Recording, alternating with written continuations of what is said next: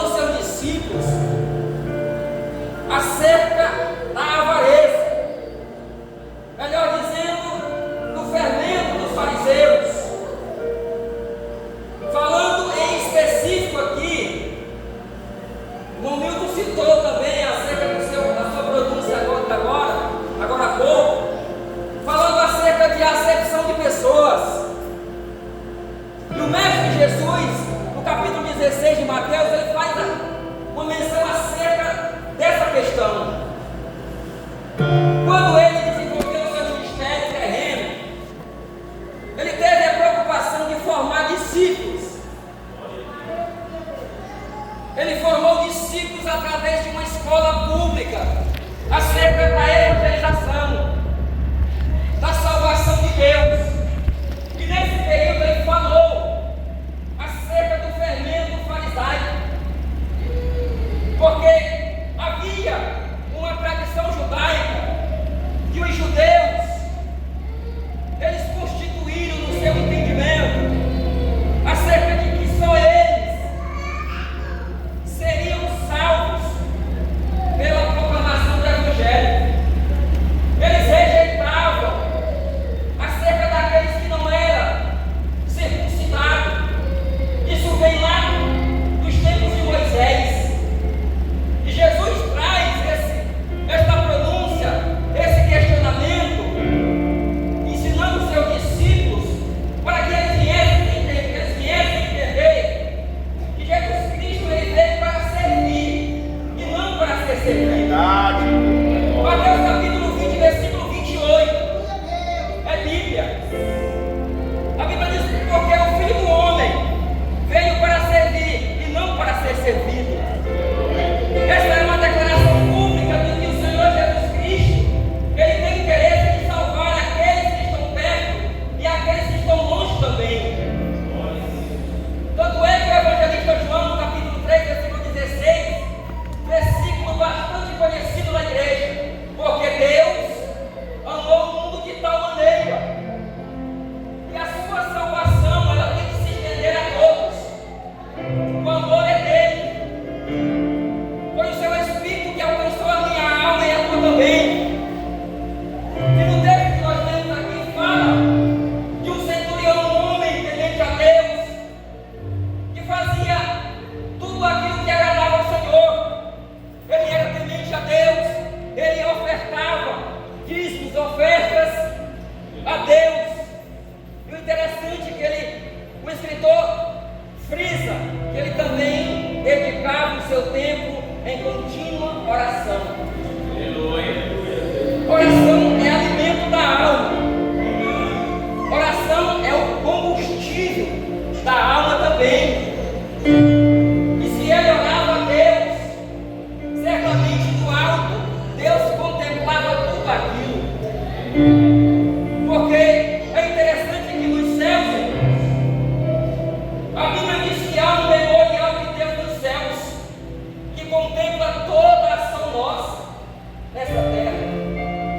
Deus sabe quem é, conhece eu e você, em nossas práticas, atitudes diárias. Deus te acompanha todos os dias. Ele conhece o nosso interior. Mateus diz que antes que chegue algo no meu paladar, que eu pronuncie algo, ele já sabe o que eu vou falar. Salmo 139, a Bíblia diz que se eu subir aos céus, aí ele está. Se eu descer até as profundezas da sepultura, até lá a tua luz me iluminará. É Deus. Foi Ele que te trouxe esta noite, me colocou nessa cadeira, te deu disposição e me deu disposição. Ele me deu dias de vida. Ele contempla a minha saúde. Ele visita os meus sinais. Ele sabe da nossa necessidade. Sabe que eu e você necessitamos para viver bem. Ele é Deus.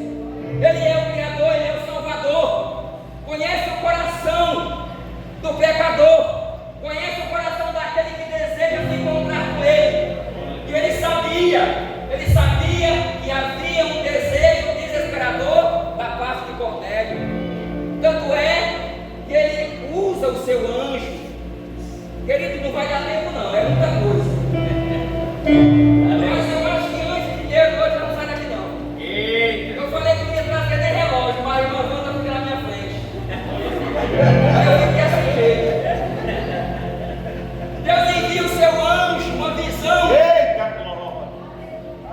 para Cornélio, para ele entender que Deus é bom. Deus é bom, queridos. Deus estava prestes a salvar toda a família de Cornélio, seus vizinhos, todos aqueles que se consideravam gentios, por causa da religiosidade dos judeus. Eles faziam acepção de pessoas, enquanto o Senhor Jesus Cristo veio a este mundo para quebrar esse paradigma, para unir as pessoas, para tirar esse obstáculo. O véu se rasgou, se partiu de cima para baixo. A separação entre eu e você existia, mas acabou.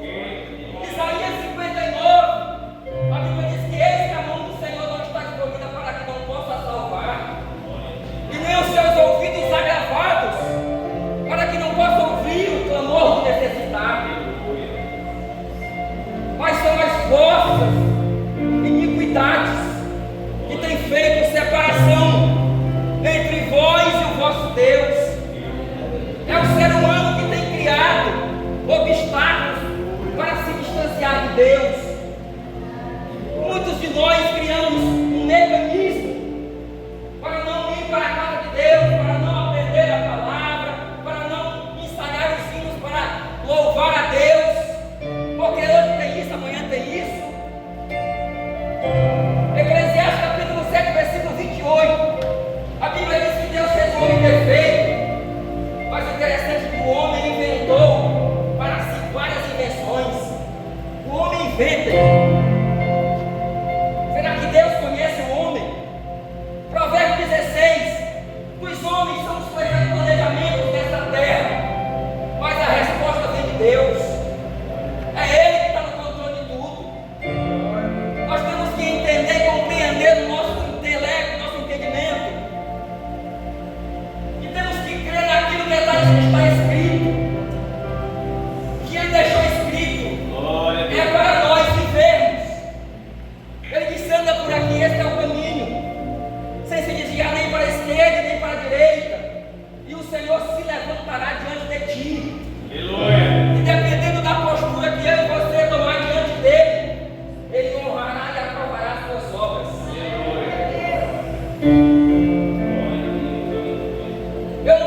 A Bíblia não diz, não fala acerca disso, mas a história diz que Cornélio sabia que o momento estava próximo. Ele sabia que Deus iria criar uma situação para que a salvação de Deus alcançasse a sua casa, a sua família e os seus. Aleluia. E Deus cria daquilo que o homem acha incapaz. Glória a Deus. Paulo aos Coríntios, a Bíblia diz que Deus usa as coisas loucas para confundir as sábias. Primeira carta do apóstolo Paulo aos Coríntios, capítulo 2, versículo 6, ele diz: aquilo que o olho não viu, Aleluia. aquilo que não subiu ao coração do homem, são as coisas que Deus tem preparado Eita glória. para todo aquele que nele crê. É Deus que deixou escrito para nós crer, acreditar que Ele está vivo e vem buscar uma igreja, e nós não podemos desfalecer, permanecer no propósito de evangelizar aqueles que necessitam, aqueles que estão ao nosso redor. Muitas pessoas ainda não receberam, não aceitaram a Cristo, porque muitos de nós estamos acomodados na posição que Deus nos colocou. Nós temos que ser referências de Deus na terra. O interessante é que, diante deste episódio aqui de Cornélio, alguém que necessitava da salvação de Deus, mas que, como eu falei, do alto Deus conhece, o coração denuncia, melhor dizendo, o um Salvador, Deus criou uma situação, uma visão, envia um anjo, e através desta visão, fala com Cornélio, que ele envia homens a Jope, uma cidade que o apóstolo Pedro estava pregando. E o apóstolo Pedro vem pregando, vem ministrando acerca da palavra, lá desde Atos capítulo 2, quando no capítulo 2, versículo 38, ele abre as portas do cenáculo pregando a palavra do Senhor, e a Bíblia diz que mais de 5.000 almas se converteram a Cristo. Versículo 38, a Bíblia diz que o apóstolo Pedro abre uma pronúncia diante dos céus, dizendo: arrependei-vos e convertei-vos, porque é chegado o reino dos céus. Oportunidade de salvação, palavra para que o homem reconheça, abra seu entendimento e entenda que chegou aqui não por mérito próprio. Entender que está empregado é porque Deus tem cuidado, Deus tem comunicado todos os dias o seu cuidado e a sua fidelidade. Não tem faltado nada porque eu sou bom, não, é porque Ele é bom. Nunca foi o homem, sempre foi Deus. Salmo 116, versículo 12: o que darei eu ao Senhor por todos os benefícios que me tem feito? O que é que eu posso fazer para Deus por tudo aquilo que Ele tem feito na minha vida?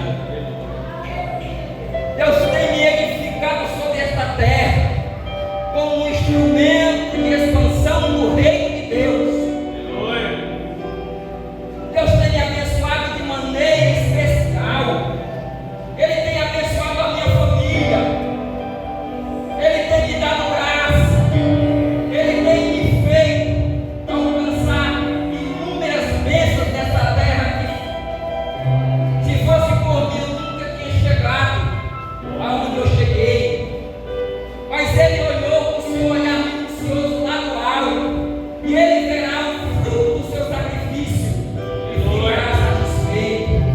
Me trouxe para a sua casa para adorar e falar acerca da sua palavra. Aleluia! Cornélio recebe a visão de Deus e envia. Há uma ordenança de Deus para que envie algum dos seus homens ao encontro do apóstolo Pedro. Imediatamente, Cornélio ouve a voz do Senhor e envia os homens a Pedro. E Pedro estava na casa do Simão, o curtidor.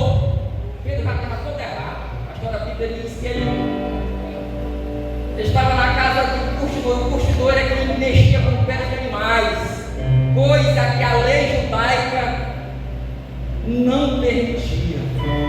Mas tudo isso fazia parte do propósito de Deus. A Bíblia diz que todas as coisas contribuem para o bem daqueles que amam a Deus.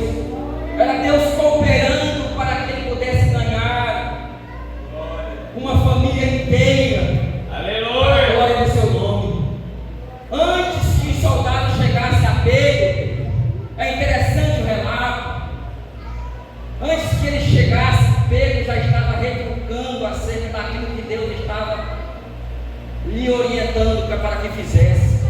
Deus também teve a visão também dos céus, acerca de um lençol, vários animais e aves, répteis. E Pedro questionou acerca de tudo isso, porque o Senhor Deus disse: pega, mata e come. Tudo aquilo na lei era abominável aos olhos de Deus. Só que Deus, ele quebra o protocolo quando é para salvar vidas. Tudo aquilo era religiosidade dos fariseus, da religião. E aí o apóstolo Pedro, quando ele ouve a visão de Deus por ser daquele cenário, antes dele sair e partir, aleluia, em direção a Cornélio, a sua casa, para realizar aquela missão, os soldados chegam na casa do curtidor. Imediatamente ali, ele entendeu que aquilo era uma visão de Deus, e aí ele foi cumprir o chamado de Deus. Acompanhou aqueles homens que chegaram na casa de Cornélio. E que eu acho interessante, irmãos,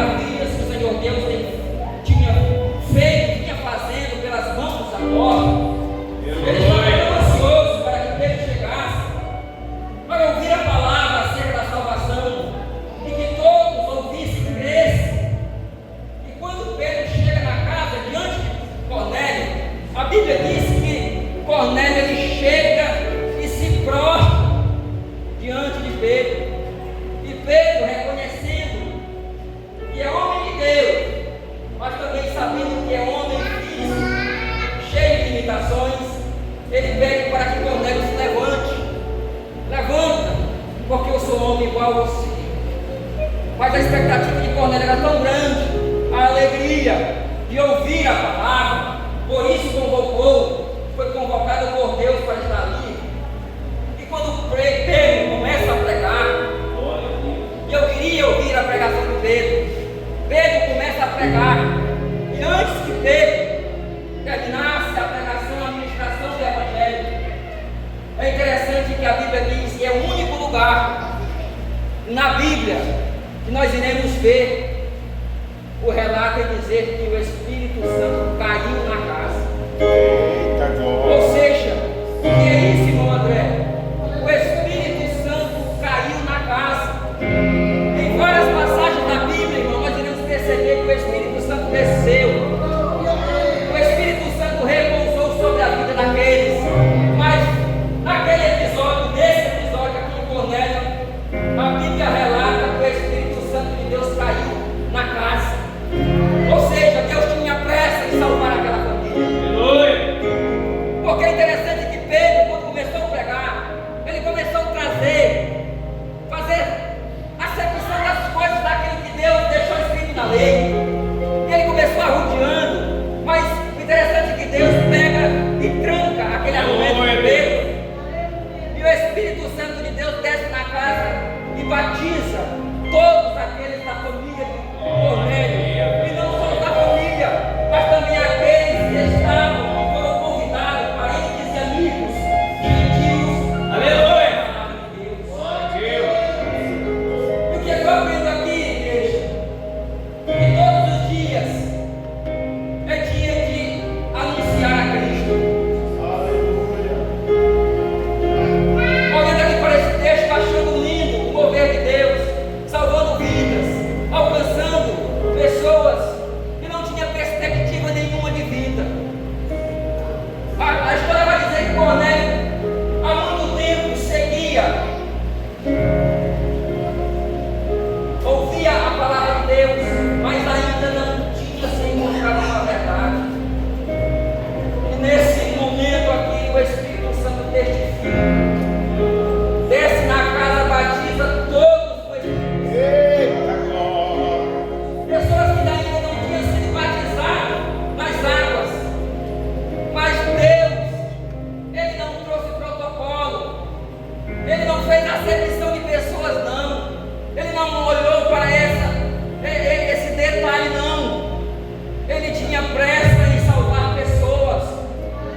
Porque o seu plano é salvífico. A salvação de Deus, ela é universal, querido. Ela é global. É em todas as nações. Aquele que crê alcançará misericórdia de Deus. Essa é uma certeza de que quando Deus quer operar, ninguém pode se colocar como obstáculo na ordem de Deus. Isaías 40, melhor dizendo, Isaías 43, antes que houvesse dia, a Bíblia diz que ele já era. É Deus que opera em tudo e em todas as coisas. Tem necessidade de confrontar o Deus e o teu interior, para que você entenda que Ele tem para dar para nós. Ele mostra todos os dias para nós, por meio da palavra, que Ele é o caminho. Ele não tem o caminho, Ele é o caminho. Provérbios capítulo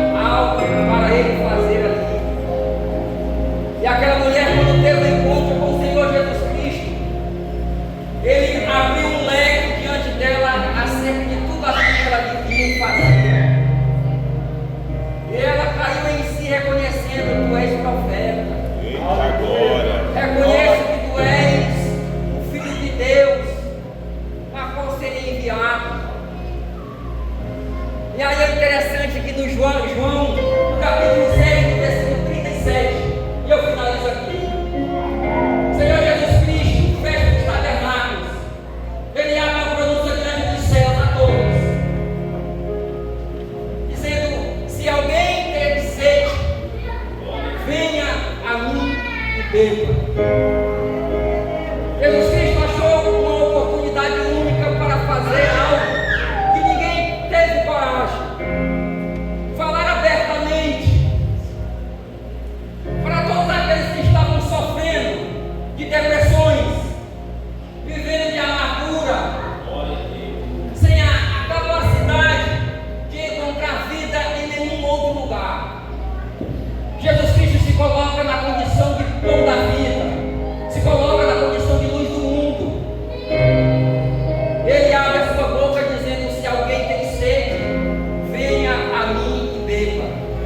Ou seja, Jesus Cristo estava abrindo a sua boca abertamente, convidando todos aqueles que estavam com a vida sedenta, seca, necessitando de se encontrar com a fonte. Aleluia. Necessitando de água para molhar o seu interior. Ele abre a pronúncia diante de todos, a oportunidade que eles tivessem para se encontrar com a fonte da vida, que é Jesus Cristo. Queridos, diante dessa palavra, diante do texto que nós lemos, em observância a esta palavra, todos os dias temos que colocar em prática, como diz Tiago, não sendo ouvintes, enganando a si mesmo, mas ouvintes da palavra, porque a palavra, ela quem aviva a nossa fé, a palavra, ela que nos dá entusiasmo. Foi a palavra que alcançou a minha família, a minha casa, meus irmãos. Foi a palavra que tirou o meu pai de uma UTI. Quando nós pensávamos que ele não iria resistir, Deus dessa palavra, ele resgatou ele lá do regional. E hoje, ele nem estava andando, estava de cadeira de rodas, mas hoje ele está andando para todos os... Eita glória, aleluia. Então tudo isso é mérito do Senhor Jesus Cristo. É reconhecimento de que Deus é bom. Muitas das vezes queremos desfalecer na fé cristã, mas o interessante aqui é que a palavra, ela todos os dias, ela é pregada a nós, para que nós não venhamos desistir do propósito da salvação de Deus. Deus em Cristo nos abençoe